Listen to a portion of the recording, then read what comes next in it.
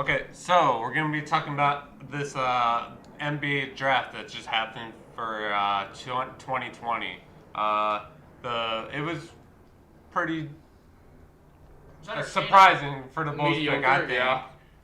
I didn't think there was like a superstar coming out of there, but I mean, it's just an I think average everyone draft knew class. the top three. Or who gonna be picked in the top three? You know? And then we'll just recap the picks 1 through 5, and then we'll go into the Bulls pick, and then anyone that we liked in the who got Sleepers drafted or whatever. You know? Yeah. All right, so first pick was Anthony Edwards, second pick James Wiseman, third pick LaMelo Ball, fourth pick to the Bulls, Patrick Williams, and the fifth pick overall was Isaac Okoro going to the Cavs. So why don't we just start with the Bulls? What do we think of that? And Jimmy, I'm going to pass it to you first. What do you think of the Bulls' first round pick? When I first heard, I was very upset. I mean, Here, could you just speak a little louder? Because sometimes the mics don't pick up. Yeah. You I could was- even pull the mic up to you if you want. I mean, I was pretty upset because my first thought was, who the hell is Patrick Williams? That's what all that was scouts thought. everyone. It's like, who the fuck's this I mean, guy? I knew he was on Florida State, but I never knew like anything about him. And then I watched a little bit, and he's like 6'8" or whatever. Mhm. But he really can't shoot. He just plays defense. So they're probably gonna have to. They're not gonna play him at small forward.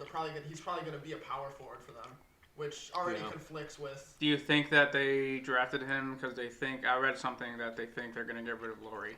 I mean, that's very possible. No one's safe on this team. No, it's not. When you win 22 games, no one has any bargain to be like, oh, I did good on this team, you know? Yeah, but I mean, the only person Markkanen, that probably no. could make a case with their stats is Zach LaVine. That's the only one, That yeah. was just him getting able to put up shots because Yeah, who no else one was else going to could. score on the Bulls? But, I mean, 100%. I think Laurie had a really. I'm a big fan of Laurie. I think he had a really down year though because 100%. Boylan was obviously the worst coach in the league. 100. for sure. He didn't know how to play his players. Like the first game last season, I remember I was watching it, and Laurie had like it was against Charlotte. Laurie had like 35 and 17, and then Boylan told him, basically become a spot up shooter, and if you want the ball more, get rebounds, which is not something you say to one of your best young players. Exactly. So I mean, I have no idea why they picked him at number 4. I feel like he must have had to knock it out of the park in this interview.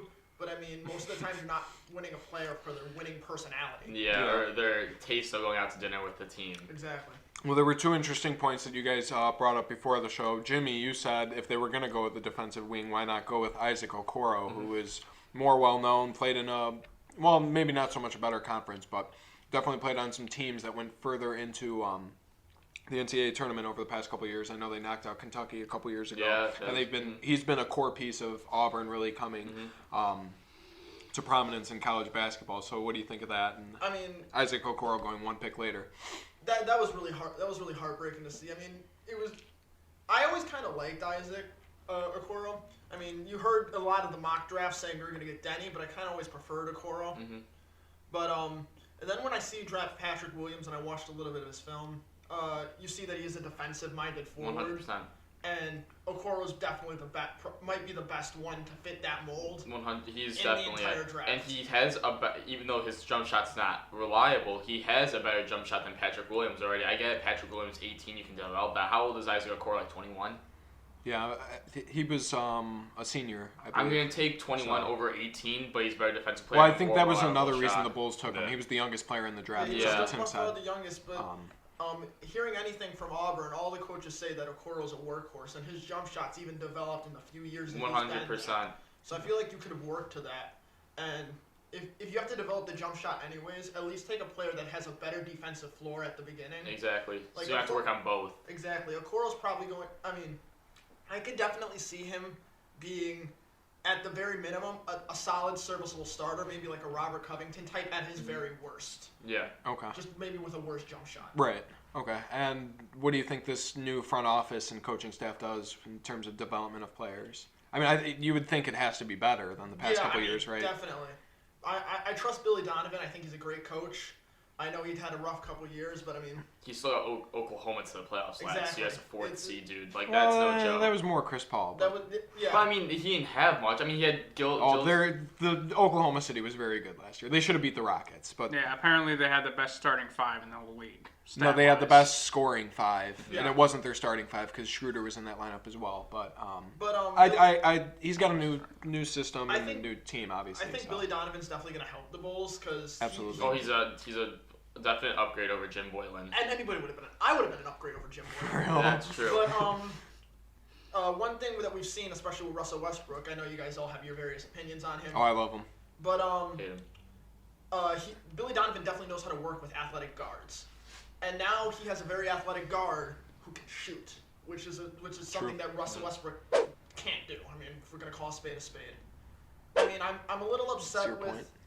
I'm a That's little why he's not better a little upset with how our front office handled its first draft. I feel like there were better picks that could have been made. I feel like you could trade down. You know, if you wanted Patrick Williams, that man wasn't going till like 11. Dude, That was the only point I was going to team- bring up to you. Yeah, I mean, if the Knicks weren't going to take him, they were going to take Obi Toppin, obviously, at 8.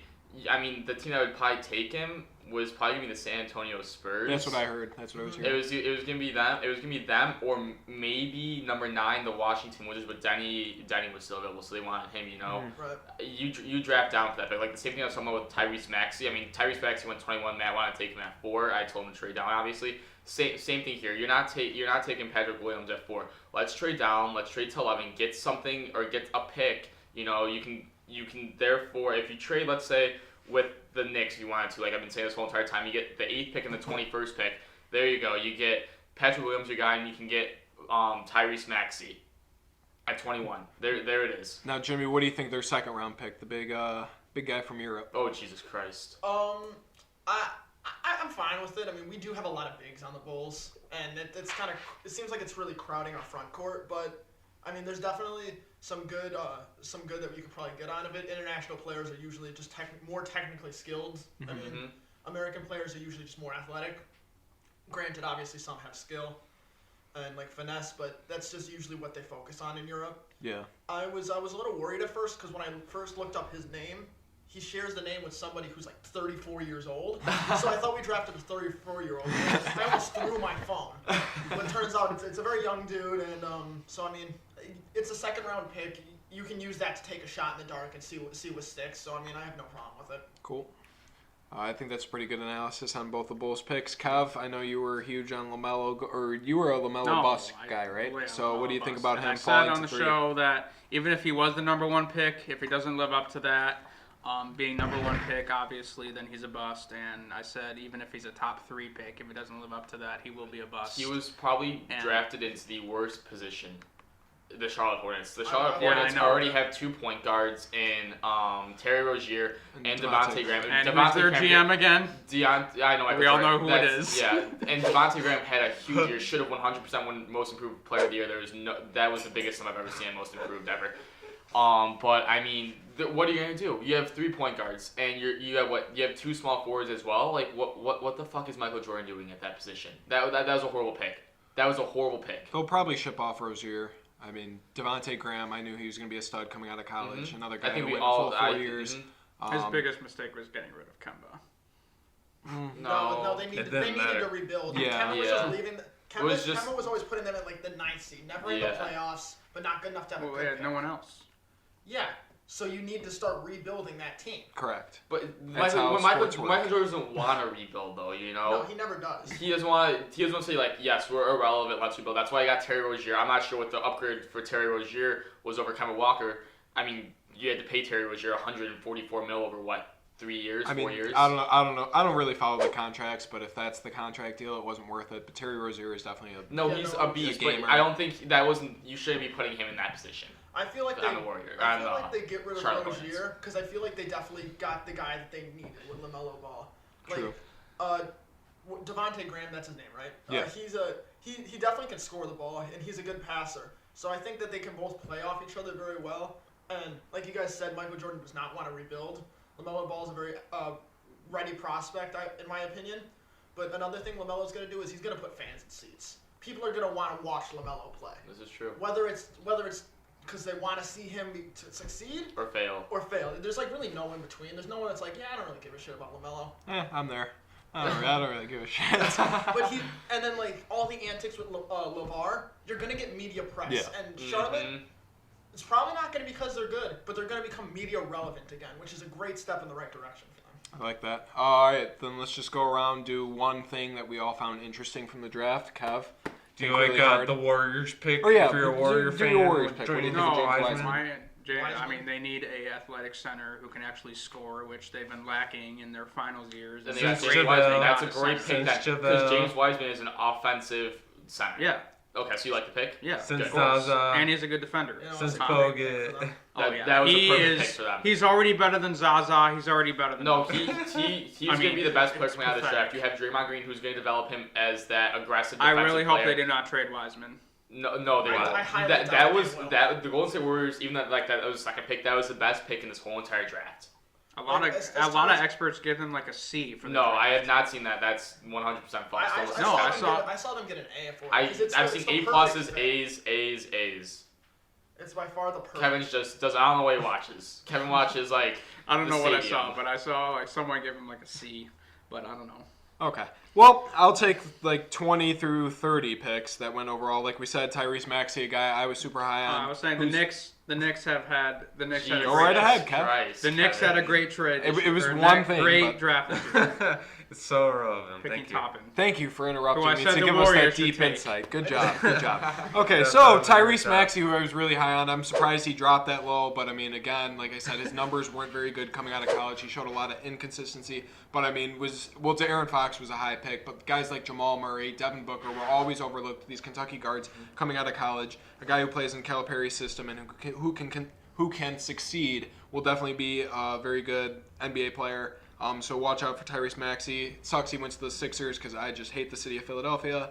Then R.J. Hampton going 24 to the I was Bucks. about to say The that, Bucks yeah. got a very good You mean prospect in the R.J. Nuggets, Hampton. you mean? No, he's at the Nuggets. He was drafted by the Bucks, but traded to To the Nuggets. Oh, that's weird because it tells me some of the trades. Like it no, says Emmanuel well, Quickly no, was it was traded. no. They got it from Indiana. I thought they got it from Indiana. That's why I'm getting. So wait, wrong. he's on the. He's on Nuggets. the Nuggets. Currently down the Nuggets. Okay, well then we don't have to talk about that. Well, I want to talk about that. So Emmanuel Quickly at number 25 going to the Knicks now. He was drafted by the Thunder. They get an absolute stud in him. Obviously, I think Maxey has the higher ceiling between the two, but the way he transformed from a supplementary role, he didn't even start at the beginning of the season, to becoming their lead scorer and their go-to guy late in games for clutch shots. They get an absolute gamer, the Knicks, so good pick there. He's going to be a I great... think they drafted him way too high. Way too high. No, you're an No, idiot. You're an Emmanuel idiot. Quickly- no. You're an idiot. You're an Emmanuel idiot. Quickly would have gone the second round, dude. They drafted him 20 picks higher than what he would have gone. He would have gone 50th. No. Yes, he you would can't. have. You can't. Okay. You have to Jamal play the Murray's numbers. gonna go in the 40th round. Okay, you He's can't a good just. player. He shot 42% from 3-point range. I'm not knocking that. He is a good player. He was going 20 picks later. He was going 20 picks later. And You we can't thought count on Patrick that, Williams though. was going to go 11th. And we But picked him that's at what I'm 12th. saying. These GMs are I mean, not playing the but you numbers. can't. But you can't go like that. So let's say, oh, I'm the Spurs. I'm gonna relax because I'm gonna get Patrick Williams at number 11. No one's gonna take him, and then the Bulls take him. You don't know what the fuck Well, is you gonna gotta happen have. in the Then, draft. well, that is your backup plan. You know. Well, yeah, but I'm saying it doesn't matter. You get if you pick a good player, there's no like it doesn't matter. Oh, he should have went 30 picks later. You got a good player. I That's don't all that agree with- matters. I don't agree with That's that. all that matters. Peyton Pritchard, number 26, going to Boston. Like I said, he was a sleeper that I mentioned. Not very athletic, but I think he's going to be, with Kemba mentoring him in Boston, he's going to be a very good prospect. Like I said, not the most athletic, but he can shoot the ball, he can score the ball, he can pass, he's a playmaker. And then one guy who I thought would be a top 5 overall pick when I initially saw him as a freshman at Kansas was Udoka Azubuike. He's a huge guy. He's 7 foot, 270 pounds. I mean, the guy's just a brick wall on interior defense, and he shot like 82% from the field this year because all he does is score inside. But he is going to be a very good player just strictly because of his size. What about you, Andrew? I like probably my favorite pick was not even a pick in the draft. It was the Bulls picking up Devin Dotson after the draft as coming out of Kansas. He could be better than our first overall pick, Patrick Williams. Devin Dotson is 100% stud. No, 100% because Patrick Williams can completely bust. Can he? 100%. Well, so can Devin Dotson. No, Devin Dotson will at least be a reliable.